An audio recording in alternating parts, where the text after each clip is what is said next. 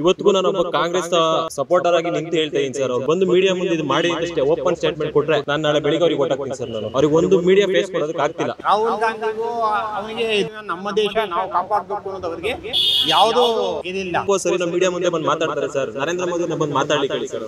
Media ಮುಂದೆ ಒಂದೇ media face ಮಾಡಕ್ಕೆ ಹೇಳಿ ಸರ್. ಅವ್ರನ್ನ ಎಲ್ಲೋ ಕೂತ್ಕೊಂಡು ಮುಂದ್ಗಡೆ ಸೆಕ್ಯೂರಿಟಿ ಇಟ್ಕೊಂಡು ಓಡೋಗೋದಲ್ಲ ಸರ್. ಭಾರತದಿಂದಲ್ಲ ಒಳ್ಳೆ ವ್ಯಕ್ತಿ ಬರಕ್ಕೆ ನಮಗೆ ಪ್ರಾಮಾಣಿಕವಾಗಿ ಕೆಲಸ ಮಾಡುವಂತ ವ್ಯಕ್ತಿ ಬೇಕು ನಮಗೆ. ಆ ಪ್ರಾಮಾಣಿಕವಾಗಿ ಕಾಣ್ತಿರೋದು ನಮಗೆ ಇದುವರೆಗೂ ಮೋದಿನೇ. ಕಾಂಗ್ರೆಸ್ ಪಾರ್ಟಿಯಿಂದ ನಾವು ಬೀದಿ ಲೋಕವನ್ನ ತಗೊಂಡ್ಬಂದು ಪ್ರಧಾನಿ ಮಂತ್ರಿ ಅಂತ ನಿಲ್ಸಿದ್ರು ನಾವು ಸಪೋರ್ಟ್ ಮಾಡ್ತೀವಿ. ಯಾಕಂತಂದ್ರೆ ಕಾಂಗ್ರೆಸ್ನವರು ಕೊಟ್ಟು ಮಾತಂತ ನಡೀತಾರೆ. ರಾಜ್ಯದಲ್ಲಿ ಏನು ಇಂಪ್ಲಿಮೆಂಟ್ ಮಾಡ್ತಿಲ್ಲ, ಎಲ್ಲ ಫ್ರೀ ಕೊಡ್ತಿದ್ದಾರೆ. ಅದು ಕರೆಕ್ಟ್ ಆಗಿ ಬಡವರಿಗೆ ತಲುಪ್ತಾ ಇಲ್ಲ. ಸಿದ್ದರಾಮಯ್ಯ ಅವರು ಮಾಡಿದ 5 ಗ್ಯಾರಂಟಿಗಳನ್ನ ಕೊಡಕ್ಕಾಗೋದಿಲ್ಲ ಅಂತ ಹೇಳ್ತಿರ್ಬೋದು. ಈಗ ಆಲ್ಮೋಸ್ಟ್ 70% ರೀಚ್ ಆಗ್ತಿದೆ ಸರ್. ಎಲ್ರಿಗೂ ಎಲ್ಲಾನು 100% ಆಗುತ್ತೆ. MP ಎಲೆಕ್ಷನ್ ಅಷ್ಟಲ್ಲಿ ಇದಾಗುತ್ತೆ. ಬಿಜೆಪಿ ನಾಯಕರುಗಳು ಹೇಳ್ತಾರೆ ಈಗ ಕರ್ನಾಟಕದಲ್ಲಿ ಅದು ಮಾಡಿದೆ ಇದು ಮಾಡಿದೆ ಅಂತ ಸೈಡ್ ಸೀಟ್ ತಗೊಂಡ್ರು ಸರ್ ಬಿಜೆಪಿ ಅವರು. ನಮಸ್ಕಾರ ವೀಕ್ಷಕರೇ, ಕರ್ನಾಟಕ ಟಿವಿಗೆ ಸ್ವಾಗತ. ನಾನು ಜೋಯಲೈಗೌಡ್. ನಾವೀಗ ಬೆಂಗಳೂರು ಉತ್ತರ ಲೋಕಸಭಾ ಕ್ಷೇತ್ರದಲ್ಲಿದ್ದೇವೆ. ಇಲ್ಲಿನ ಜನ ಮತದಾರರು ಲೋಕಸಭಾ ಚುನಾವಣೆ ಬಗ್ಗೆ ಏನು ಹೇಳ್ತಾರೆ, ಯಾರಾಗಬೇಕು ತಮ್ಮ ಮುಂದಿನ ಪ್ರಧಾನಿ ಅಂತ ಹೇಳ್ತಾರೆ, ಅವರನ್ನೇ ಕೇಳೋಣ. ಕಳೆದ ಬಾರಿಗೆ ಈ ಒಂದು ಕ್ಷೇತ್ರದಲ್ಲಿ DV ಸದಾನಂದಗೌಡರು ಲೋಕಸಭೆಗೆ ಆಯ್ಕೆಯಾಗಿದ್ದರು. ಈ ಬಾರಿ ಯಾರು ನಿಲ್ತಾರೆ, ಇಲ್ಲಿಂದ ಯಾರು ಕಾಂಪೀಟ್ ಮಾಡ್ತಾರೆ, ಹಾಗೆ ಯಾರು ಗೆಲ್ತಾರೆ ಅನ್ನೋದನ್ನು ಕೇಳೋಣ. ಜನಾಭಿಪ್ರಾಯ ಏನು ಅಂತ ಕೇಳೋಣ. ಸರ್ ನಮಸ್ತೆ. ನಿಮ್ಮ ಮುಂದಿನ ಪ್ರಧಾನಿ ಆಯ್ಕೆ ಯಾರು ಸರ್? ನಮ್ಮ ಮುಂದಿನ ಪ್ರಧಾನಿ ನರೇಂದ್ರ ಮೋದಿನೇ. ನರೇಂದ್ರ ಮೋದಿ ಅವರು ಯಾಕೆ ಸರ್? ಯಾಕೆ ಅಂದರೆ ಹಿಂದೂಸ್ತಾನ ಉಳಿಬೇಕು, ನಮ್ಮ ಹಿಂದೂ ಸಂಸ್ಕೃತಿ ಉಳಿಬೇಕು ಅಂದರೆ ಅವರೇ ಬರಬೇಕು. ಬೇರೆಯವ್ರು ಬಂದರೆ ನಮಗೆ ತೊಂದರೆ ಆಗುತ್ತೆ. ಯಾಕೆಂದರೆ ನಮ್ಮ ಹಿಂದೂ ನಾವು ಇರಬೇಕು ಅಂದರೆ ಅವರೇ ಬರಬೇಕು ನಮಗೆ. ಓಕೆ, ಈಗ ಮೋದಿಯವರ ಸರ್ಕಾರ ಅಥವಾ NDA ಸರ್ಕಾರ ಏನಿದೆ ಅದನ್ನು ಸೋಲಿಸಲೇಬೇಕು ಅಂತ INDA ಏನು ಮೈತ್ರಿಕೂಟವನ್ನು ಮಾಡ್ಕೊಂಡಿದ್ದಾರೆ. ಅಲ್ಲಿಂದ ಪ್ರಮುಖವಾಗಿ ಈಗ ಕೇಳಿಬರ್ತಾ ಇರುವ 2 ಹೆಸರುಗಳು, ಒಂದು ರಾಹುಲ್ ಗಾಂಧಿ, ಇನ್ನೊಂದು ಮಲ್ಲಿಕಾರ್ಜುನ ಖರ್ಗೆ ಅವರದ್ದು. ಏನು ಹೇಳ್ತೀರಾ ಸರ್ ಈ ಬಗ್ಗೆ? ಯಾರಾದರೂ ತೊಂದರೆನೇ ನಮಗೆ. ರಾಹುಲ್ ಗಾಂಧಿಗೂ ಅವನಿಗೆ ದೇಶದ ಇದಾಗಿ ಇವತ್ತು ಪೇಪರ್ನಲ್ಲಿ ಪ್ರಕಾರ ಅವರಿಗೆ ಜಾಸ್ತಿ ದೇಶಾಭಿಮಾನ ಅಷ್ಟೊಂದೇನಿಲ್ಲ. ಏನಂತ ಪ್ರಧಾನಿ ಆಗಬೇಕು ಅನ್ನೊಂದು ಆಸೆ ಇದೆ ಹೊರತು ಅವರು ದೇಶಾಭಿಮಾನ ನಮ್ಮ ದೇಶ ನಾವು ಕಾಪಾಡಬೇಕು ಅನ್ನೋದು ಅವರಿಗೆ ಯಾವುದೂ ಇದಿಲ್ಲ. ಇವ್ರಿಗೂ ಅಷ್ಟೇ ಅಧಿಕಾರಕ್ಕೋಸ್ಕರ ಅವರು ಮಾಡ್ತೀರಿ ಹೊರತು ಬೇರೆ ಏನು ನಮ್ಮ ದೇಶ ನಾವು ಉಳಿಸ್ಬೇಕು ನಮ್ಮ ಇದು ಅಂತ. ನಮ್ಮ ಮೋದಿ ಪ್ರಧಾನಿ ಇದರಿಂದ ಅವರು ದೇಶಕ್ಕೋಸ್ಕರ ಎಲ್ಲವೂ ತ್ಯಾಗ ಮಾಡಿದ್ದಾರೆ. ಆ ಥರ ಜನ ನಮಗೆ ಬೇಕು. ಈಗ ಕೇಂದ್ರ ಸರ್ಕಾರದಿಂದ ದಕ್ಷಿಣದ ರಾಜ್ಯಗಳಿಗೆ ಅನ್ಯಾಯ ಆಗ್ತಿದೆ ಅನ್ನುವ ನಿಟ್ಟಿನಲ್ಲಿ ದಕ್ಷಿಣದಿಂದ ಅಂದರೆ ದಕ್ಷಿಣ ಭಾರತದಿಂದ ಯಾರಾದರೂ ನಾಯಕರು ಪ್ರಧಾನಿ ಆದರೆ ಒಳ್ಳೇದಾ, ಹೇಗೆ ಸರ್? ದಕ್ಷಿಣ ಭಾರತದಿಂದಲ್ಲ ಒಳ್ಳೆ ವ್ಯಕ್ತಿ ಬರಕ್ಕೆ ನಮಗೆ. ಯಾವ ವ್ಯಕ್ತಿ ಅಂತ ನಮಗೆ ಪ್ರಾಮಾಣಿಕವಾಗಿ ಕೆಲಸ ಮಾಡುವಂಥ ವ್ಯಕ್ತಿ ಬೇಕು ನಮಗೆ. ಆ ಪ್ರಾಮಾಣಿಕ ವರ್ಗ ಇದು ಕಾಣ್ತಿರೋದು ನಮಗೆ ಇದುವರೆಗೂ ಮೋದಿನೇ. ಬೇರೆ ಬಿಟ್ಟರೆ ಯಾರು ಕಾಣ್ತಾ ಇಲ್ಲ. ಅದು ಬಿಟ್ಟರೆ ಯೋಗಿ ಆದಿತ್ಯನಾಥ್ ಇವರಿಬ್ಬರು ಪ್ರಾಮಾಣಿಕರು ಅಂತ ಪ್ರತಿಯೊಬ್ಬರಿಗೂ ಗೊತ್ತಿದೆ. ನಾವು ಅವರು ಬೇಕಾದ್ರೆ ವಿರುದ್ಧವಾಗಿ ಸುಮ್ಮನೆ ಮಾತಾಡ್ಬೋದು ಹೊರತು ಅದೇ ಅವ್ರು ಪ್ರಾಮಾಣಿಕತೆ ಯಾರು ಇದು ಮಾಡೋದಿಲ್ಲ. ಅದಕ್ಕೆ ತಮ್ಮ ಸ್ವಂತಕ್ಕೋಸ್ಕರ ಅವ್ರು ಏನು ಮಾಡ್ಕೊಂಡಿಲ್ಲ. ಅವರು ಹಾಗಿದ್ರೆ ನರೇಂದ್ರ ಮೋದಿ ಅವರಿಂದನೇ ದಕ್ಷಿಣ ಭಾರತದ ರಾಜ್ಯಗಳಿಗೆ ನ್ಯಾಯ ಸಿಗುತ್ತೆ ಅಂತೀರಾ? ಸಿಗುತ್ತೆ, ಖಂಡಿತ ಸಿಗುತ್ತೆ. ಅವರು ಒಂದೊಂದು ಸ್ಟೇಟಿಗೆ ಎಲ್ಲಾವುದೋ ಸ್ಟೇಟಿಗೂ ಮಾಡೇ ಮಾಡ್ತಾರೆ. ಎಲ್ಲ ಸ್ಟೇಟಿಗೂ ಮಾಡ್ತಾರೆ. ಅವರು ಹೆಚ್ಚಿನದಾಗಿ ಗುಜರಾತ್, ಉತ್ತರ ಪ್ರದೇಶ ಆ ಥರದ ಅಂದರೆ ಉತ್ತರದ ರಾಜ್ಯಗಳೇನಿದೆ ಅದಕ್ಕೆ ಮಾತ್ರ ಪ್ರಾತಿನಿಧ್ಯ ಕೊಡ್ತಾ ಇದ್ದಾರೆ ಅನ್ನುವ ಮಾತು. ಇಲ್ಲ, ಎಲ್ಲ ಕಡೆಗೂ ಕೊಡ್ತಿದ್ದಾರೆ. ನಮ್ಮಲ್ಲಿ ಉಪಯೋಗಿಸುತ್ತಲ್ಲಿ ಸೇವೆಗೆ ನಮ್ಮಲ್ಲಿ ಏನಂದ್ರೆ ಕೊಟ್ಟು ಪ್ರಧಾನ ಇಲ್ಲ ಸೆಂಟ್ರಲಿಂದ ಏನು ಬರುತ್ತೋ ಅದನ್ನು ಉಪಯೋಗಿಸ್ಕೊಂಡ್ರೆ ಇಲ್ಲೂ ಮಾಡ್ಬೋದು. ಇಲ್ಲೇನಂದರೆ ಇದು ಫ್ರೀ ಕೊಡ್ತೀವಿ ಅಂತ ಮಾಡಿಬಿಟ್ಟು ಜನಗಳನ್ನ ಇದು ಮಾಡಿಬಿಟ್ಟು ಮಾಡ್ತಾ ಇದ್ದಾರೆ. ಅದು ಬೇಡ. ಎಲ್ಲರೂ ಕಷ್ಟಪಟ್ಟು ದುಡೀರಿ. ಬಡವರಿಗೆ ನಿರುದ್ಯೋಗಗಳು ನೋಡಿಬಿಟ್ಟು ಯಾರು ಬಡವರಿಗೂ ಅವರಿಗೆ ಇದು ಮಾಡಲಿ, ದುಡ್ಡು ಕಾಸು ಕೊಡಲಿ. ಅದು ಬಿಟ್ಟು ಎಲ್ಲರೂ ಕೊಡ್ತೀವಿ ತಗೊಳ್ತಿರೋರು ಕೂಲಿ ಮಾಡೋರಿಗೆ ಯಾರಿಗೂ ಸಿಗ್ತಿಲ್ಲ, ಆಟೋ ಓಡಿಸೋರಿಗೆ ಸಿಗ್ತಿಲ್ಲ, ಯಾರಿಗೂ ಸಿಗ್ತಾ ಇಲ್ಲ. ಯಾರೋ ಒಬ್ಬರು ತಗೊಂಡು ಫ್ರೀ ತಗೊಂಡು ಓಡಾಡ್ತಿದ್ದಾರೆ. ಇದಕ್ಕೋಸ್ಕರ ನಮಗೆ ಅಂಥವ್ರಿಗೆ ಸಿಗುವಂಥದ್ದು ಮಾಡೋದು ಪ್ರಧಾನಿಯವರು ನೋಡಿಬಿಟ್ಟು ಅದೆಲ್ಲ ಕೊಡ್ತಾರೆ ಅಂತ ನಮ್ಮ ನಂಬಿಕೆ ಇದೆ.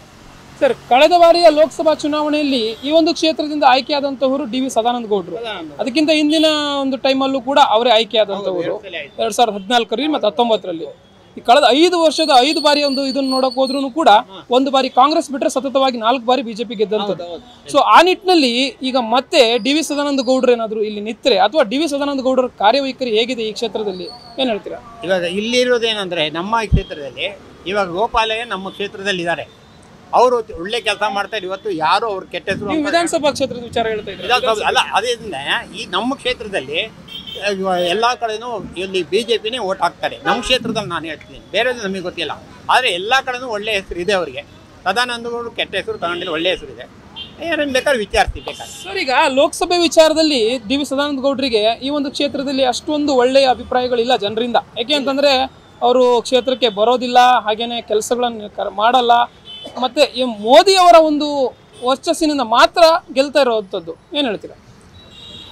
ಮೋದಿ ಅವ್ರ ಚರ್ಚಿಂದ ಗೆಲ್ತಿದ್ದಾರೆ, ಆದರೆ ಅವರೇನು ಮಾಡಿದ್ದಾರೆ ಅಂದ್ರೆ ಇವಾಗ ಅದು ಬಾಕಿ ವಿಷಯ ನಮಗೆ ಗೊತ್ತಿಲ್ಲ ಅವ್ರದ್ದು ಏನು ವಿಷಯ. ಅಂದರೆ ಇಲ್ಲಿರೋ MLAಗಳು MP ಗಳಲ್ಲ ನಮಗೆ ಅವ್ರಿಗೆ ಸಪೋರ್ಟ್ ಮಾಡಿ. ಇವಾಗ MP ಗಳು MLAಗಳು ಸಪೋರ್ಟ್ ಮಾಡ್ತಾರೆ, ಅದರಿಂದ ಕೆಲಸಗಳು ಆಗ್ತಾ ಇದೆ ಅಂತ ನಾವು ಅಂದ್ಕೊಂಡಿದ್ವಿ. ಈಗ ಕೃಷ್ಣ ಬೈರೇಗೌಡರು ಏನಾದರೂ ಮತ್ತೆ ಡಿ ವಿ ಸದಾನಂದ ಗೌಡರ ಅಪೋಸಿಟ್ ನಿಂತರು ಕೂಡ ತಾವು ಮತ್ತೆ ನಿಮ್ಮ ಆಯ್ಕೆ ಡಿ ವಿ ಸದಾನಂದ ಗೌಡರು ಆಗಿರ್ತಾರ? ಹೇಗೆ?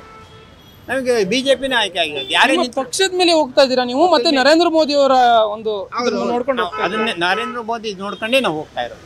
ಓಕೆ ಸರ್, ಹಾಗಿದ್ರೆ ಈಗ ಒಬ್ಬ ವ್ಯಕ್ತಿ ಅಥವಾ ಒಂದು MP ಸ್ಥಾನಕ್ಕೆ ನಿಲ್ಲಬೇಕಾದಂಥ ಅಭ್ಯರ್ಥಿ ಒಬ್ಬ ಅಂದರೆ ಪ್ರಧಾನಿ ಅಥವಾ ಒಂದು ಮುಂಚೂಣಿಯಲ್ಲಿರುವಂಥ ನಾಯಕನ ಹೆಸರನ್ನು ತೆಗೆದುಕೊಂಡು ತಾನು ಮತ ಯಾಚಿಸುವಂಥದ್ದು ಎಷ್ಟರ ಮಟ್ಟಿಗೆ ಸರಿ ಅಂತೀರಾ?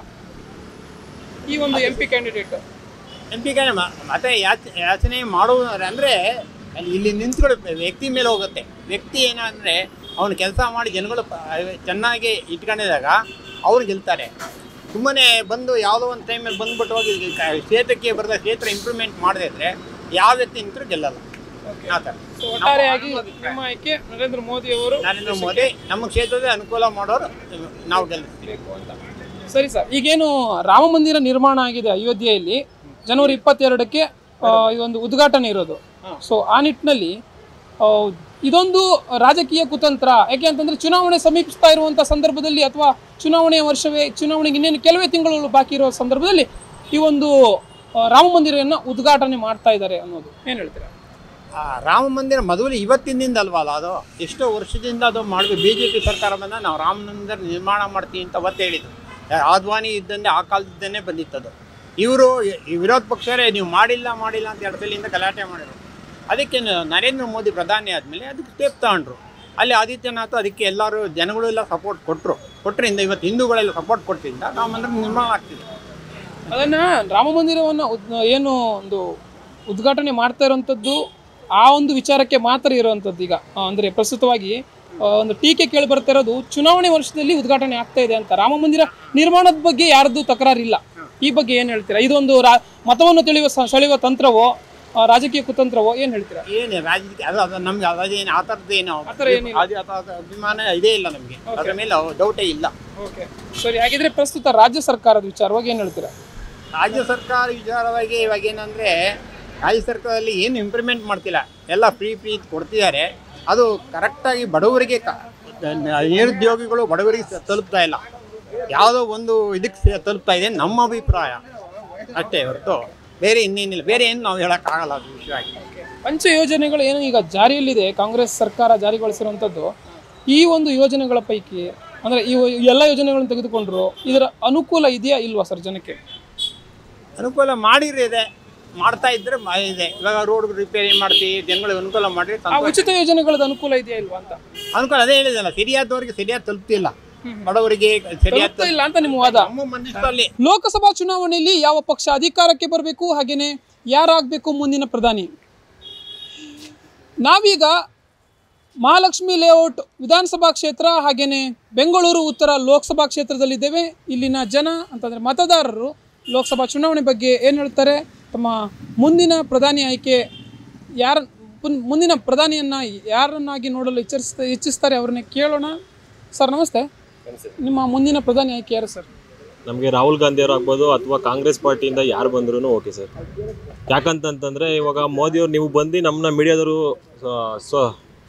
ಆಚೆ ಇರ್ತಕ್ಕಂಥ ವ್ಯಕ್ತಿಗಳನ್ನ ಕೇಳ್ತೀರಾ, ಅದ್ರ ಬದಲು ನೀವು ಮೀಡಿಯಾದವರೆಲ್ಲ ಹೋಗಿ ಮೋದಿಯವ್ರ ಮುಂದೆ ನಿಂತು ಇದರ ಮೈಕ್ ಇಟ್ಟು ಕೇಳಿ, ಮೋದಿಯವ್ರು ಏನು ಮಾಡಿದ್ದಾರೆ, ದೇಶಕ್ಕೆ ಏನು ಕೊಡುಗೆ ಕೊಟ್ಟಿದ್ದಾರೆ, ಇಲ್ಲಿವರೆಗೂ ಏನು ಮಾಡಿದ್ದಾರೆ ಅಂತ ಒಂದೇ ಒಂದು ಮೀಡಿಯಾ ಮುಂದೆ ನಿಂತು ಅವ್ರು ಇದುವರೆಗೂ ಮಾತನಾಡಿಕ್ಕೆ ಆಗಿಲ್ಲ. ಒಂದೇ ಅವರು ಬಂದು ಮೀಡಿಯಾನ ಫೇಸ್ ಮಾಡಿ ನಿಂತಿದ್ದ ದಿನ ಇವತ್ತಿಗೂ ನಾನೊಬ್ಬ ಕಾಂಗ್ರೆಸ್ ಸಪೋರ್ಟರ್ ಆಗಿ ನಿಂತು ಹೇಳ್ತಾ ಇದ್ದೀನಿ ಸರ್. ಅವ್ರು ಬಂದು ಮೀಡಿಯಾ ಮುಂದೆ ಇದು ಮಾಡಿ ಅಂತ ಓಪನ್ ಸ್ಟೇಟ್ಮೆಂಟ್ ಕೊಟ್ಟರೆ ನಾನು ನಾಳೆ ಬೆಳಿಗ್ಗೆ ಅವ್ರಿಗೆ ಕೊಟ್ಟಾಗ್ತೀನಿ ಸರ್. ಅವ್ರಿಗೆ ಒಂದು ಮೀಡಿಯಾ ಫೇಸ್ ಕೊಡೋದಕ್ಕೆ ಆಗ್ತಿಲ್ಲ. ಅದರಿಂದ ನಾವು ಕಾಂಗ್ರೆಸ್ನವರು ನೀವು ಯಾವುದೇ ಆಗಿರ್ಬೋದು, ಈಗ ಮೊನ್ನೆ ಅದು ಫಿಲಮ್ ಬರ್ತಾರ ದರ್ಶನ ಕಾಟೇರ ಫಿಲಮ್ ಹೋಗಿ ನೋಡಿ, ಅದರಲ್ಲಿ ಇಂದಿರಾ ಗಾಂಧಿ ಅವ್ರ ಬಗ್ಗೆ ಆಗಿರೋ ಸೋನಿಯಾ ಗಾಂಧಿ ಅವ್ರು ಕೊಟ್ಟಂಥ ಬುಕ್ ಇದೆ. ಇದ್ರ ಬಗ್ಗೆ ಎಷ್ಟು ರೈತರಿಗೆ ಹೆಲ್ಪ್ ಆಗಿದೆ, ಎಷ್ಟು ಕೀಳ್ಮಟ್ಟದಲ್ಲಿ ಇದ್ದಂಥ ವ್ಯಕ್ತಿಗಳೆಲ್ಲ ಮೇಲ್ ಬರಲಿಕ್ಕೆ ಎಷ್ಟು ಹೆಲ್ಪ್ ಆಗಿದೆ. ಒಂದು ಸ್ಕೂಲಿಂದ ಇರ್ಬೋದು, ಒಂದು ಗೌರ್ಮೆಂಟ್ ಇದ್ರುಗಳಿಂದ ಇರ್ಬೋದು, ತುಂಬಾನೇ ಕೊಡುಗೆ ಕೊಟ್ಟಿದ್ದಾರೆ ಸರ್. ಹೇಳ್ತಾ ಹೋದ್ರೆ ಹೇಳ್ತಾನೆ ಇರಬೇಕು. ಅದರಿಂದ ಅವ್ರ ಮನೆಯಿಂದ ಕಾಂಗ್ರೆಸ್ ಪಾರ್ಟಿಯಿಂದ ಯಾರೇ ಬರ್ಬೋದು, ಖರ್ಗೆ ಅವರಾಗಿರ್ಬೋದು, ರಾಹುಲ್ ಗಾಂಧಿ ಅವರಾಗಿರ್ಬೋದು, ಪ್ರಿಯಾಂಕಾ ಗಾಂಧಿ ಅವರಾಗಿರ್ಬೋದು, ಮತ್ತೊಬ್ಬರಾಗಿರ್ಬೋದು, ಯಾರಾದರೂ ಬರಲಿ ಸರ್, ಒಟ್ಟು ಕಾಂಗ್ರೆಸ್ಸಿಂದ ಪ್ರಧಾನಿ ಆದರೆ ದೇಶಕ್ಕೆ ತುಂಬ ಕೊಡುಗೆಗಳು ಸಿಗುತ್ತೆ. ನಮ್ಮ ದೇಶ ಇನ್ನೂ ಒಳ್ಳೆ ಅಭಿವೃದ್ಧಿ ಕಡೆ ಸಾಗ್ತದೆ ಅಂತಕ್ಕಂಥದ್ದು ನನ್ನ ಅಭಿಪ್ರಾಯ ಸರ್. ಓಕೆ, ಹಾಗಿದ್ರೆ ಈಗಿರುವಂಥ ಪ್ರಧಾನಿ ನರೇಂದ್ರ ಮೋದಿ ಅವರು ಬದಲಾಗಬೇಕು, ಬೇರೆ ಪ್ರಧಾನಿ ಆಯ್ಕೆ ಆಗಬೇಕು ಅಂತ ಹೇಳ್ತಿರೋ ತಾವು? ಖಂಡಿತವಾಗಿ ಬದಲಾಗಲೇಬೇಕು ಸರ್. ಇವಾಗ ನಾವು ಹೇಳ್ತಾ ಇಲ್ವಾ, ಜನರಿಗೆ ಅವ್ರು ಏನು ಅಭಿವೃದ್ಧಿ ಮಾಡಿದೀನಿ ಅಂತಕ್ಕಂಥದ್ದು ತಿಳ್ಕೊಬೇಕಲ್ವಾ. ಈಗ ಜನಗಳು, ಈಗ ನನಗೆ ನಾನೊಬ್ಬ ಎಜುಕೇಟೆಡ್ ಆಗಿ ಅವ್ರು ಏನು ಅಭಿವೃದ್ಧಿ ಮಾಡಿದಾರೆ ಅಂತ ತಿಳಿಸಿದ್ರೆ ಸರ್ ಗೊತ್ತಾಗೋದು. ಅದು ಮಾಡಿದೀನಿ ಇದು ಮಾಡಿದೀನಿ ಅಂತಂದ್ರೆ ಏನಾಗುತ್ತೆ ಸರ್? ಪ್ರೆಸ್ ಮುಂದೆ ನಿಂತು ವಿತ್ ಪ್ರೂಫ್ ಕೊಟ್ಟು ತೋರಿಸ್ಲಿ ಸರ್, ಏನ್ ಕೊಡುಗೆ ಕೊಟ್ಟಿದ್ದೀನಿ ದೇಶಕ್ಕೆ, ಏನ್ ಮಾಡಿದೀನಿ ನಾನು ಅನ್ನೋದನ್ನ ತಿಳಿಸ್ಲಿ. ಬಿಜೆಪಿ ನಾಯಕರುಗಳು ಹೇಳ್ತಾರೆ ಈಗ ಕರ್ನಾಟಕದಲ್ಲಿ ಅದು ಮಾಡಿದೆ ಇದು ಮಾಡಿದೆ ಅಂತಂದ್ರೆ ಸರ್, ಸೀಟ್ ತಗೊಂಡ್ರು ಸರ್ ಬಿಜೆಪಿ ಅವರು. ನೀವೇ ನೋಡಿರ್ಬೋದು, ನಮ್ಮ ಕಾಂಗ್ರೆಸ್ ಅವರು ಎಷ್ಟು ತಗೊಂಡಿದ್ದಾರೆ ಅಂತಕ್ಕಂಥ ನಿಮಗೆ ಗೊತ್ತಿದೆ. ಈಗ ಮಾಡ್ತಿರೋ ಸಿದ್ದರಾಮಯ್ಯ ಅವ್ರು ಮಾಡಿರೋದು 5 ಗ್ಯಾರಂಟಿಗಳನ್ನ ಕೊಡಕ್ಕಾಗೋದಿಲ್ಲ ಅಂತ ಹೇಳ್ತಿರ್ಬೋದು. ಈಗ ಆಲ್ಮೋಸ್ಟ್ 70% ರೀಚ್ ಆಗ್ತಿದೆ ಸರ್ ಎಲ್ರಿಗೂ. ಅವ್ರು ಮಾಡಿರ್ತಕ್ಕಂಥ ಗ್ಯಾರಂಟಿಗಳು ಇರ್ಬೋದು, ಎಲ್ಲಾನು 100% ಆಗುತ್ತೆ. MP ಎಲೆಕ್ಷನ್ ಅಷ್ಟಲ್ಲಿ ಇದಾಗುತ್ತೆ, ಇನ್ನೂ ಒಳ್ಳೆ ಅಭಿವೃದ್ಧಿ ಕಡೆ ಸಾಗುತ್ತೆ ಅನ್ನೋದಂತ ನನ್ನ ಅಭಿಪ್ರಾಯ ಸರ್. ಸರಿ, ಈಗ INDA ಎನ್ನುವ ಮೈತ್ರಿಕೂಟವನ್ನು ಮಾಡ್ಕೊಂಡಿದ್ದಾರೆ NDA ಸರ್ಕಾರವನ್ನು ಸೋಲಿಸುವ ನಿಟ್ಟಿನಲ್ಲಿ. ಅಲ್ಲಿಂದ ಕೇಳಿ ಬರ್ತಾರೆ ಹೆಸರು ರಾಹುಲ್ ಗಾಂಧಿ ಮತ್ತೆ ಈಗ ಪ್ರಸ್ತುತವಾಗಿ ಮಲ್ಲಿಕಾರ್ಜುನ್ ಖರ್ಗೆ ಅವರ ಹೆಸರು. ಅಲ್ಲಿ ಒಂದು ಒಗ್ಗಟ್ಟಿಲ್ಲ, ಒಬ್ಬ ವ್ಯಕ್ತಿಯನ್ನ ನೇರವಾಗಿ ಪ್ರಧಾನಿ ಅಭ್ಯರ್ಥಿಯಾಗಿ ಅಂದ್ರೆ ಸೂಚಿಸ್ತಾ ಇಲ್ಲ ಅನ್ನೋದು ಒಂದು ಸರ್. ಒಗ್ಗಟ್ಟು ಅಂತಕ್ಕಂಥದ್ದಲ್ಲ ಸರ್. ಇವಾಗ ನಾಯಕತ್ವ ಅಂತ ಬಂದಾಗ ಇವಾಗ INC ಅಧ್ಯಕ್ಷರಾಗಿ ಕೂರಿಸಿದ್ದಾರೆ ಖರ್ಗೆ ಅವ್ರನ್ನ. ಅಲ್ಲಿ ಸ್ವಲ್ಪ ಜನ ಖರ್ಗೆ ಅವ್ರಿಗೆ ಕೊಟ್ರೆ, ಹಿರಿಯ ರಾಜಕಾರಣಿ ಅವ್ರಿಗೆ ಕೊಟ್ರೆ ತುಂಬಾ ಚೆನ್ನಾಗಿ ನಡೆಸ್ತಾರೆ ಅಂತಕ್ಕಂಥದ್ದು ಅಭಿಪ್ರಾಯ. ಇನ್ನು ಯೂತ್ಸ್ಗೆ ಬಂದು ರಾಹುಲ್ ಗಾಂಧಿ ಅವರು ಭಾರತ್ ಜೋಡೋ ಯಾತ್ರೆ ಮಾಡೋದನ್ನ ನೋಡಿರ್ಬೋದು ನೀವು. ಎಲ್ಲ ಕಡೆನೂ ಅವ್ರಿಗೆ ಕೈ ಹಿಡಿದಿದೆ, ಎಲ್ಲ ಕಡೆ ಸಕ್ಸಸ್ ಕೂಡ ಆಗಿದೆ. ಆದ್ರಿಂದ ಇವ್ರು ನಾಯಕರಾದ್ರೂ ಒಳ್ಳೆ ಅಭಿವೃದ್ಧಿ ಮಾಡ್ತಾರೆ ಅಂತಕ್ಕಂಥದ್ದು ಯೂತ್ಸ್ದು ಅಭಿಪ್ರಾಯ. ಸೊ ಅದರಿಂದ ಅದು ಜನಗಳ ಮಧ್ಯೆ ನಡೀತಿದೆ ಹೊರತು ಕಾಂಗ್ರೆಸ್ ಪಾರ್ಟಿಲಿ ಆಗಿರ್ಬೋದು, ಬೇರೆ ಕಡೆ ಆಗಿರ್ಬೋದು, ಖರ್ಗೆ ಅವ್ರ ಮಧ್ಯೆ ರಾಹುಲ್ ಗಾಂಧಿ ಅವ್ರ ಮಧ್ಯೆ ಯಾವುದೇ ಕಾರಣಕ್ಕೂ ಏನು ನಡೀತಾ ಇಲ್ಲ ಸರ್. ಅದು ನೀವು ನೋಡಿರ್ಬೋದು ಮೀಡಿಯಾ ಮುಂದೆ ಮಾತಾಡಿರೋದನ್ನ. ಅವರು ಕನ್ಫರ್ಮ್ ಆಗಿ ಯಾರು ಅಂತ ಅಭ್ಯರ್ಥಿನ ಅಲೌನ್ಸ್ ಮಾಡೋವರೆಗೂ ನಾವು ವೆಯ್ಟ್ ಮಾಡಿ ನೋಡಬೇಕು. ಬಟ್ ಅಲೌನ್ಸ್ ಮಾಡಿದ್ರೆ ಅವ್ರು ಇಬ್ಬರಲ್ಲಿ ಯಾರೇ ಆದ್ರೂ ನಮ್ಗೆ ಓಕೆ ಸರ್, ನಾವು ಅವ್ರಿಗೆ ಸಪೋರ್ಟ್ ಮಾಡ್ತೀವಿ. ನಿಮ್ಮ ಆಯ್ಕೆ ಯಾರು ಹಾಗಿದ್ರೆ ಇಲ್ಲಿ ಇಬ್ಬರ ನಡುವೆ? ನನ್ನ ಆಯ್ಕೆ ಬಂದು ನಮ್ಮ ಕರ್ನಾಟಕದ ಖರ್ಗೆ ಅವರಾಗಿರ್ಬೋದು. ಅವ್ರಾದ್ರೆ ನಮಗೆ ಖುಷಿಯಾದ ವಿಷಯ. ಯಾಕಂತಂದ್ರೆ ನಮ್ಮ ಕರ್ನಾಟಕದ ವ್ಯಕ್ತಿ ದೇವೇಗೌಡರು ಬಿಟ್ರೆ ಇನ್ಯಾರೂ ಆಗಿಲ್ಲ ಸರ್ ಪ್ರಧಾನಿ. ಅದರಿಂದ ಇವ್ರು ಆದ್ರೆ ನಮ್ಗೆ ಖುಷಿ ಆಗುತ್ತೆ. ನಮ್ಮ ಕರ್ನಾಟಕದಿಂದ ಖರ್ಗೆ ಅವ್ರಿಗೆ ಕೊಟ್ರೆ ನಮಗೂ ಖುಷಿ ಸರ್. ರಾಹುಲ್ ಗಾಂಧಿ ಅವರನ್ನ ಪ್ರಧಾನಿ ಅಭ್ಯರ್ಥಿಯಾಗಿ ಘೋಷಣೆ ಮಾಡಿದ್ರೆ, ಆದ್ರೆ ಅವರು ಒಬ್ರು ಯೂತ್ ಆಗಿ ನಮ್ಗೊಬ್ರು ದಾರಿದೀಪಕ್ಕೆ ತಗೊಂಡು ಅವ್ರನ್ನ ಇನ್ಸ್ಪಿರೇಷನ್ ಆಗಿ ತಗೊಂಡು ಅವ್ರನ್ನೂ ಸ್ವಾಗತಿಸಿ ಸರ್. ಯಾರಾದ್ರೂ ಸರಿ ಸರ್, ಒಟ್ಟಲ್ಲಿ ಕಾಂಗ್ರೆಸ್ ಪಾರ್ಟಿಯಿಂದ ನಾವು ಯಾರೇ ಒಬ್ಬ ನಾಯಕ ಬೀದಿ ಲೋಕವ್ರನ್ನ ತಗೊಂಬಂದು ಪ್ರಧಾನಿ ಮಂತ್ರಿ ಅಂತ ನಿಲ್ಸಿದ್ರು ನಾವು ಅವ್ನಿಗೆ ಸಪೋರ್ಟ್ ಮಾಡ್ತೀವಿ. ಯಾಕಂತಂದ್ರೆ ಕಾಂಗ್ರೆಸ್ನವರು ಕೊಟ್ಟು ಮಾತಂತ ನಡೀತಾರೆ, ಅದರಿಂದ ಅವ್ರಿಗೆ ಸಪೋರ್ಟ್ ಮಾಡ್ತೀನಿ ಸರ್. ರಾಹುಲ್ ಗಾಂಧಿ ಅವರಿಗೆ ಒಂದು ರಾಜಕೀಯ ಪ್ರಬುದ್ಧತೆ ಇಲ್ಲ, ಮಾತಿನಲ್ಲಿ ಹಿಡಿತಾ ಇಲ್ಲ ಅನ್ನೋ ಒಂದು ಅಭಿಪ್ರಾಯ. ಏನ್ ಹಿಡಿತಾ ಇಲ್ಲ ಸರ್, ಏನ್ ಮಾಡಿದ್ದಾರೆ, ಏನ್ ಮಾತನಾಡಿದ್ದಾರೆ ಅಂತಕ್ಕಂಥದ್ದು ಹೇಳಿ ಸರ್. ನಾನು ಹೇಳ್ತೀನಿ, ಯಾವಾಗಲೂ ಅಷ್ಟಿಲ್ಲ ಅಂತಂದ್ರೆ ಟೀಕೆಗೆ ಒಳಗಾಗ್ತಾರೆ ಅಂತಂದ್ರೆ ಅವ್ರು ಹೇಳ್ತಾರೆ ಸರ್, ಓಪನ್ ಸ್ಟೇಟ್ಮೆಂಟ್ ಕೊಡ್ತಾರೆ. ತಪ್ಪೋ ಸರಿ ನಾವು ಮೀಡಿಯಾ ಮುಂದೆ ಬಂದು ಮಾತಾಡ್ತಾರೆ ಸರ್. ನರೇಂದ್ರ ಮೋದಿನ ಬಂದು ಮಾತಾಡ್ಲಿಕ್ಕೆ ಹೇಳಿ ಸರ್ ಅವ್ರನ್ನ. ಮೀಡಿಯಾ ಮುಂದೆ ಒಂದೇ ಮೀಡಿಯಾ ಫೇಸ್ ಮಾಡಕ್ಕೆ ಹೇಳಿ ಸರ್ ಅವ್ರನ್ನ. ಎಲ್ಲೋ ಕೂತ್ಕೊಂಡು ಮುಂದ್ಗಡೆ ಸೆಕ್ಯೂರಿಟಿ ಇಟ್ಕೊಂಡು ಓಡೋಗೋದಲ್ಲ ಸರ್. ಬಂದು ನಿಲ್ಗಬೇಕು, ಜನಗಳ ಮುಂದೆ ಮಾತನಾಡಬೇಕು. ಅವಾಗ ಯಾರು ಕರೆಕ್ಟಾಗಿ ಮಾತನಾಡ್ತಾರೆ, ಇವ್ರು ಕರೆಕ್ಟಾಗಿ ಮಾತಾಡ್ತಾರೆ, ಅವ್ರು ಕರೆಕ್ಟಾಗಿ ಮಾತಾಡ್ತಾರೆ ಗೊತ್ತಾಗೋ ಜನಕ್ಕೆ ಅವಾಗಲ್ವಾ ಸರ್. ಅವ್ರು ತಪ್ಪೋ ಸರಿನೋ ನಿಂತು ಮಾತನಾಡ್ತಿದ್ದಾರೆ, ಮೀಡಿಯಾದವ್ರು ಕೇಳಿದ ಕ್ವಶನ್ಸ್ ಆನ್ಸರ್ ಮಾಡ್ತಿದ್ದಾರೆ ಸರ್. ಅದನ್ನ ಮೆಚ್ಕೊಬೇಕು ಅವ್ರಿಗೆ. ನೀವು ನೋಡಿರ್ಬೋದು, ಅಷ್ಟೊಂದಿದ್ರೆ ಇವಾಗ ಭಾರತ್ ಜೋಡೋ ಯಾತ್ರೆ ಮಾಡಿದ್ರಲ್ವಾ ಸರ್, ಆ ಕೋಟಿ ಜನ ಅವ್ರ ಹಿಂದೆ ಬರ್ತಿದ್ರ ಸರ್, ನಾಯಕತ್ವ ಇಲ್ಲ ಅಂತಂದಿದ್ರೆ. ಈಗಲೂ ಕೂಡ ಅಂದ್ರೆ ಮಲ್ಲಿಕಾರ್ಜುನ ಖರ್ಗೆ ಅವರ ಹೆಸರು ಕೇಳಿ ಬರ್ತಾ ಇದ್ರು ಕೂಡ ಅವ್ರಿಗೂ ಕೂಡ ಪಕ್ಷದಲ್ಲಿ ತಕ್ಕ ಸ್ಥಾನಮಾನ ಕೊಡ್ಲಿಲ್ಲ.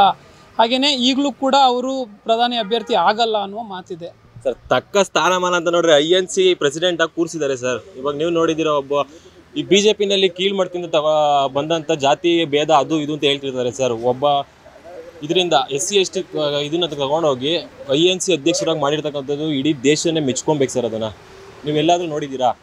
ಈಗ BJP-ನಲ್ಲಿ ಜಾತಿ ಭೇದ, ಹಿಂದುತ್ವ, ಮುಸ್ಲಿಮ್ಸು ಬರೀ ಇದು ನಡೀತಿದೆಯಾ ಹೊರತು ಅದಾದ್ಮೇಲೆ ಲಿಂಗಾಯತರಲ್ಲೇ CM-ನ ಕನ್ಸಿಡರ್ ಮಾಡ್ತಿದ್ದಾರೆ ಸರ್. ಯಾರನ್ನಾದ್ರೂ ಕರ್ಕೊಂಡೋಗಿ ಕೂರಿಸಿದಾರ? ಪ್ರೆಸಿಡೆಂಟ್ ಮಾಡಲಿ ಹೇಳಿ ಸರ್, BJP ನೋಡೋಣ. ಆಗಿದ್ರೆ ಮೋದಿ ಅವ್ರನ್ನ ಬಿಟ್ಬಿಟ್ಟು ಬೇರೆ ಪ್ರಧಾನಿ ಕ್ಯಾಂಡಿಡೇಟ್ ಮಾಡಲಿ ಸರ್. ಅವರು ಆಗುತ್ತಾ? ಬರೀ ಏನೇ ಇದ್ರು BJP ಅವ್ರು ಅಭಿವೃದ್ಧಿ ಮಾಡಿರೋದು, ನಾವು ಅಭಿವೃದ್ಧಿ ಮಾಡಿರೋದು ತೋರಿಸಿ ಓಟ್ ಕೇಳ್ತಾ ಇಲ್ಲ ಸರ್. ಬರೀ ಮೋದಿ ಮುಖ ತೋರಿಸ್ತಿದ್ದಾರೆ. ಮೋದಿ ಏನು ಮಾಡಿದ್ದಾರೆ ಸರ್? ಎಸ್, ಹಾಗಿದ್ರೆ ಇಲ್ಲಿನ ಒಂದು ಅಭ್ಯರ್ಥಿಗಳು ಮೋದಿ ಅವರ ಒಂದು ಹೆಸರನ್ನು ಇಟ್ಕೊಂಡು MP ಎಲೆಕ್ಷನ್ಗೆ ಮತ ಕೇಳುವಂಥದ್ದು ಎಷ್ಟರ ಮಟ್ಟಿಗೆ ಸರಿ ಅನ್ಸುತ್ತೆ? ನಾನು ಅದನ್ನೇ ಸರ್ ಕೇಳ್ತಿರೋದು. ಇವಾಗ 26 ಸೀಟ್ ಗೆದ್ದಿದ್ದಾರೆ ಸರ್ MP ಎಲೆಕ್ಷನ್ ಅಲ್ಲಿ. ಅವರು ಇವ್ರನ್ನು ಸೇರಿಸಿ, ಮಂಡ್ಯದವ್ರನ್ನು ಸೇರಿಸಿ, ಅವ್ರು ಏನು ಅಭಿವೃದ್ಧಿ ಮಾಡಿದ್ದಾರೆ ಅಂತಕ್ಕಂಥ ಜನರು ಮುಂದೆ ಇಟ್ಟು ಜನರು ಕೇಳಿ ಓಟ್ ತಗೊಳ್ಳಿ ಸರ್. ಇವಾಗ ಅದನ್ನೇ ನಮ್ಮ ಬೆಂಗಳೂರು ಗ್ರಾಮಾಂತರ ಗೆದ್ದಂಗೆ ಡಿ ಕೆ ಸುರೇಶ್ ಅವರು ಆಗಿರ್ಬೋದು, ಅವ್ರು ಏನು ಕೆಲಸ ಮಾಡಿರ್ತಕ್ಕಂಥ ನಾನು ಓಪನ್ ಸ್ಟೇಟ್ಮೆಂಟಾಗಿ ಮಾತಾಡ್ತೀನಿ. ನಂದು ಕುಣಿಗಲ್ ತಾಲೂಕು ಸರ್. ಬಂದು ಅವ್ರು ಏನೇನು ಅಭಿವೃದ್ಧಿ ಮಾಡಿದರೆ 8 ಕ್ಷೇತ್ರದಲ್ಲೂ ನಾನು ತೋರಿಸ್ತೀನಿ ಸರ್. ಅವ್ರ ಅಭಿವೃದ್ಧಿ ಮೇಲೆ ಓಟ್ ಕೇಳ್ತಾರೆ ಬಂದು. ನಮ್ಮ ಅಣ್ಣ ಡಿ ಕೆ ಶಿವಕುಮಾರ್ ಅವ್ರನ್ನ ನೋಡೋಟ್ ಹಾಕಿ, ನಮ್ಮ ನಾಯಕರು ನೋಡೋಟ್ ಹಾಕಿ ಆ ಥರ ಕೇಳಲ್ಲ ಸರ್ ಅವರು. ನಾನು ಅಭಿವೃದ್ಧಿ ಮಾಡಿದ್ದೀನಿ ನಿಮ್ಮ ತಾಲೂಕಿಗೆ, ನಾನು ಮಾಡಿ ನಾನು ಬೇಕು ಅಂತಲೇ ನಾನು ಆರಿಸಿ ಇಲ್ಲ ಬಿಡಿ ಅಂತ ಅವರೇ ಓಪನಾಗಿ ಕೇಳ್ತಾರೆ ಸರ್ ಓಟ್ನ. ಆ ಥರ ಇವ್ರು ಬಂದು ಓಟ್ ಕೇಳ್ಬೇಕು ಸರ್. ಅದನ್ನ ಬಿಟ್ಟು ಮೋದಿ ನೋಡೋಟ್ ಹಾಕಿ ಹಿಂದುತ್ವ ನೋಡೋಟ್ ಹಾಕಿ ಅಂದರೆ ಯಾವ್ದು ನ್ಯಾಯ ಸರ್ ಅಲ್ವಾ? ಜನರುಗಳ ಅಪೇಕ್ಷೆ ಇರೋದು ನಮ್ಮೂರು ಕೆಲಸ ಮಾಡಬೇಕು, ನಮ್ಮೂರು ಅಭಿವೃದ್ಧಿ ಆಗಬೇಕು, ನಮ್ಮ ರಾಜ್ಯ ಬೆಳಿಬೇಕು ಅಂತಕ್ಕಂಥದ್ದು ಅವ್ರ ಅಭಿಪ್ರಾಯ. ಇವ್ರು ಅದನ್ನು ಬಿಟ್ಬಿಟ್ಟು ಮೋದಿ ಹೆಸರು ಹೇಳ್ಕೊಂಡು ಓಡಾಡ್ಕೊಂಡಿದ್ದರೆ ನನಗೆ ಓಟ್ ಹಾಕಿ ಅಂತಂದರೆ ಜನಗಳ ಈ ಸಲ BJP ಸರ್ಕಾರ ಕಿತ್ತೋಗೋದಂತೂ ಸತ್ಯ. ಕಾಂಗ್ರೆಸ್ ಸರ್ಕಾರ ಬರುತ್ತೆ, ಇದು ನನ್ನ ಅಭಿಪ್ರಾಯ ಸರ್. ಈಗ ಅಯೋಧ್ಯೆಯಲ್ಲಿ ರಾಮ ಮಂದಿರ ನಿರ್ಮಾಣ ಆಗಿರೋದು, ಹಾಗೆಯೇ ಜನವರಿ 22ಕ್ಕೆ ಇದರ ಉದ್ಘಾಟನೆ ಇದೆ. ಸೊ ಆ ನಿಟ್ಟಿನಲ್ಲಿ ಇದು ಒಂದು ರಾಜಕೀಯ ಕುತಂತ್ರ ಅಂತಂದರೆ ಮತವನ್ನು ಸೆಳೆಯುವ ತಂತ್ರ. ಅದಕ್ಕಾಗಿ ಚುನಾವಣೆ ವರ್ಷದಲ್ಲಿ ಇನ್ನೇನು ಚುನಾವಣೆ ಕೆಲವೇ ತಿಂಗಳು ಇರುವಾಗ ಈ ಒಂದು ಉದ್ಘಾಟನೆ ಆಗ್ತಾ ಇದೆ ಅನ್ನೋ ಒಂದು ಮಾತು. ಹೌದು ಸರ್, ಅದು ಸತ್ಯ. ಆದರೆ ರಾಮ ಮಂದಿರ ಅಂತ ಹೋದರೆ ಅದು ಹಿಂದುತ್ವ ಅದು ಇದು ಅಂತ ಬೇಳೆ ಬಯಸ್ಕೊಳ್ಳಿಕ್ಕೆ ಟ್ರೈ ಮಾಡ್ತಿದ್ದಾರೆ ಸ್ವಲ್ಪ ರಾಜಕೀಯ ವ್ಯಕ್ತಿಗಳು.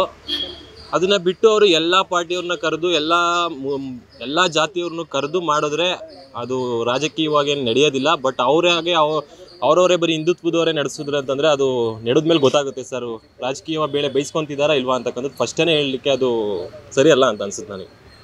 ಹಾಗಿದ್ರೆ ಇಲ್ಲಿ ರಾಜ್ಯದಲ್ಲಿ ಈಗ ಲೋಕಸಭಾ ಚುನಾವಣೆಗಾಗಿ BJP ಮತ್ತು JDS ಒಂದಾಗಿರೋದು, ಮೈತ್ರಿ ಆಗಿರೋದು, ಕಾಂಗ್ರೆಸ್ ಪಕ್ಷವನ್ನು ಇಲ್ಲಿ ಸೋಲಿಸಲೇಬೇಕು ಅನ್ನೋ ನಿಟ್ಟಿನಲ್ಲಿ ಸರ್. ಇವಾಗ JDSನವ್ರು ಅವ್ರ ಜೊತೆ ಸೇರ್ಕೊಂಡಿರೋದು ಹೋದ ಸಲ ನೀವು ನಮ್ಮ ಕಾಂಗ್ರೆಸ್ ಅವ್ರ ಜೊತೆ ಸೇರಿದ್ನ ನೋಡಿದ್ರಿ. ಅದಕ್ಕೂ ಮುಂಚೆ ನಾವು ತೊಗೊಂಡಿದ್ದಂಥ ಓಟು ಎಷ್ಟು ತೊಗೊಂಡಿದ್ವಿ, ಅವ್ರ ಜೊತೆ ಮೈತ್ರಿ ಆದಮೇಲೆ ನಾವು ಗೆದ್ದಿದ್ದು ಒಂದೇ ಸೀಟು, ಅವ್ರು ಒಂದು ಸೀಟ್ ಗೆದ್ರು ಸರ್. 2 ನಾವು ಗೆದ್ದಿದ್ದು. ಅದೇ ಥರ ಈ ಹೋದ ಸಲ ಏನು ನಡೆದಿತ್ತು ಅವ್ರು BJP ಜೊತೆ ಟೈಅಪ್ ಆದಮೇಲೆ ಅದೇ ಥರ ಸೇಮ್ ಆಗುತ್ತೆ. 26 ಸೀಟು ನಾವು ಕಾಂಗ್ರೆಸ್ನವ್ರು ಗೆಲ್ತೀವಿ, 1 ಸೀಟ್ BJP ಗೆಲ್ಲುತ್ತೆ, 1 ಸೀಟ್ JDS ಗೆಲ್ತದೆ ಸರ್. ಹಾಗಿದ್ರೆ ಈ ಮೈತ್ರಿ ಸಕ್ಸಸ್ ಆಗಲ್ಲ ಅಂತ ಯಾವುದೇ ಕಾರಣಕ್ಕೂ ಸಕ್ಸಸ್ ಆಗಲ್ಲ ಸರ್. ಕುಮಾರಸ್ವಾಮಿ ಅವರು ಸಮಯವಾದಿ ಸರ್.